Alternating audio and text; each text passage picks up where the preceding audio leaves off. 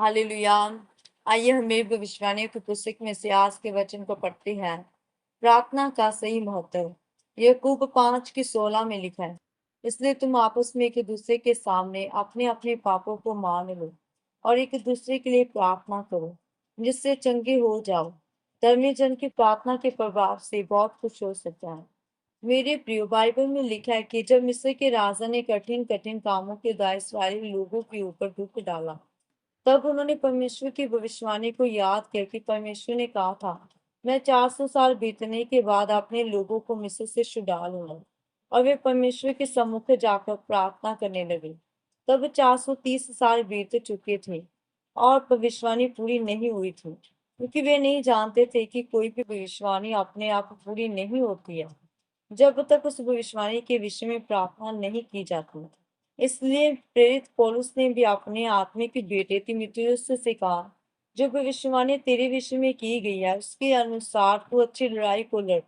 इसका मतलब ये है कि भविष्यवाणी अपने आप पूरी नहीं होती है जब तक उन भविष्यवाणियों के विषय में लड़ा ना जाए, क्योंकि हमारी लड़ाई संसार से नहीं, धर्म से नहीं, बल्कि शैतान से है। इसलिए वचन कहते हैं हमें प्रार्थना करना जरूरी है और उन भविष्यवाणियों के विषय में जो हमारे लिए की गई है, हमें उनके लिए लड़ना है। मेरे प्रियो, एलिया भी हमारे समान दुख सुख भोगी मनुष्य था। आज इनके द्वारा चमत्कार होती है। उनके बारे में लोग सोचते हैं कि ये व्यक्ति स्वर्ग से उतरा है। इसलिए जब ये प्रार्थना करता है, प्रचार करता है, तो लंगरे चलते हैं। आज आपके जीवन की तुलना एलिया के जीवन से की जाए तो उसमें कुछ अंतर नहीं है, क्योंकि एलिया के जीवन में भी दुख सुख आते थे। उसी तरह आज आपके जीवन में हो सकते हैं।